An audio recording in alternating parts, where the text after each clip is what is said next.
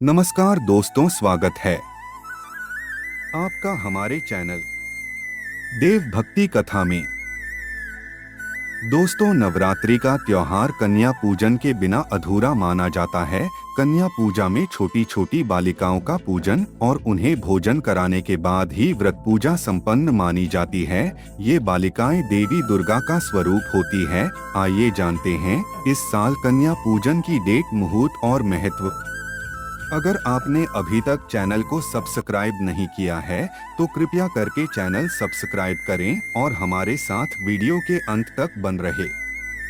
माँ भवानी कन्याओं के रूप में आशीर्वाद देने आपके घर आती हैं। नवरात्र में माता रानी को खुश करने के लिए लोग कन्याओं को भोजन कराते हैं। भोजन कराने के साथ कन्याओं को भेंट में कुछ उपहार देने की परंपरा बरसों से चली आ रही है।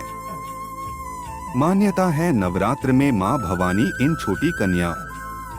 नवरात्र में माता रानी को खुश करने के लिए लोग कन्याओं को भोजन कराते हैं। भोजन कराने के साथ कन्याओं को भेंट में कुछ उपहार देने की परंपरा बरसों से चली आ रही है। मान्यता है नवरात्र में मां भवानी इन छोटी कन्याओं के रूप में आशीर्वाद देने आपके घर आती हैं।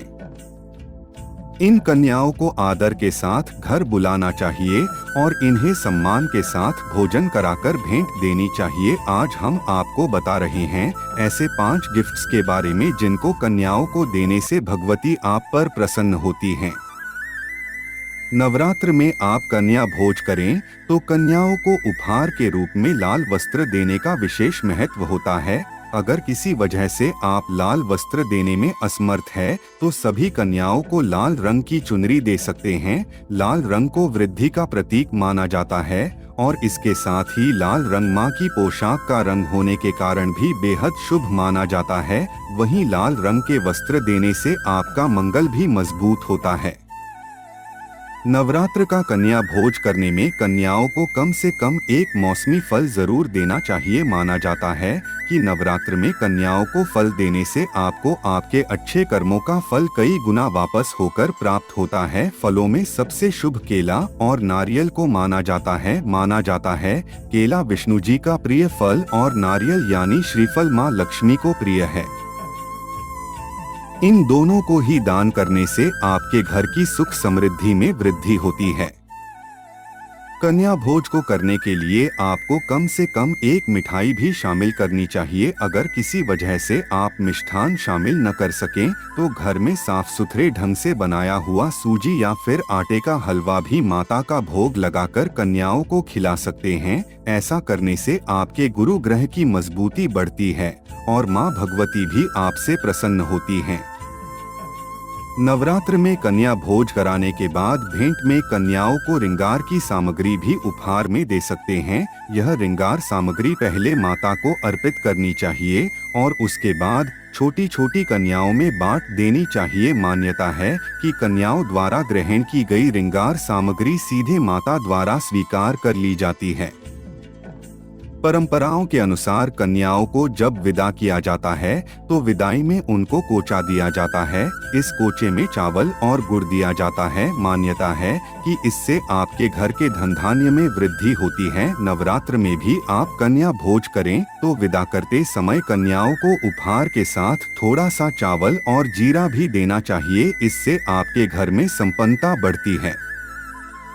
नवरात्र में कन्याओं को विदा करते समय उन्हें दक्षिणा के स्वरूप कुछ रुपए पैसे भी जरूर देने चाहिए।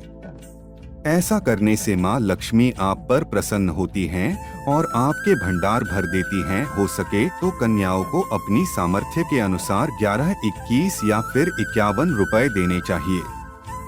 शास्त्रों के अनुसार वैसे तो नवरात्रि के 9 दिन पूरे होने पर ही कन्या पूजन किया जाता है और उसके बाद ही व्रत पारण करते हैं, लेकिन जो लोग अष्टमी पर अपनी कुलदेवी का पूजन करते हैं वह महाअष्टमी पर कन्या पूजन कर सकते हैं। नवरात्रि में अष्टमी नवमी दोनों दिन मुख्य माने गए हैं। कन्या पूजा करने से देवी दुर्गा बहुत प्रसन्न होती हैं और अन्नधान्य के भंडार भरती हैं। अश्विन शुक्ल महाष्टमी यानी दुर्गाष्टमी की शुरुआत 21 अक्टूबर 2023 को रात 09:53 से 22 अक्टूबर 2023 को रात 07:58 तक रहेगी। कन्या पूजन के लिए सुबह या दोपहर का मुहूर्त शुभ माना जाता है। सुबह का मुहूर्त सुबह 07:51, सुबह 10:41। दोपहर का मुहूर्त दोपहर 01:30, दोपहर 02:55। अश्विन शुक्ल महानवमी यानी दुर्गानवमी तिथि 22 अक्टूबर 2023 को रात 07:58 से 23 अक्टूबर 2023 को शाम 05:44 तक रहेगी।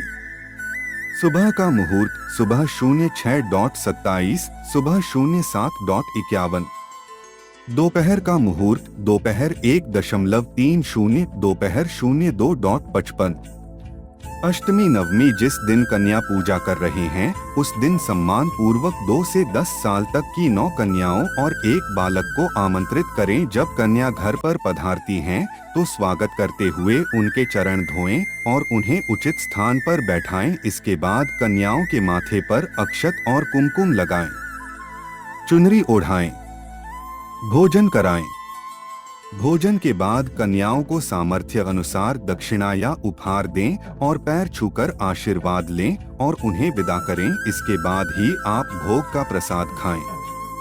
कन्या पूजा के दौरान काले चने की सब्जी, खीर, पूड़ी, हलवा का भोग लगाया जाता है।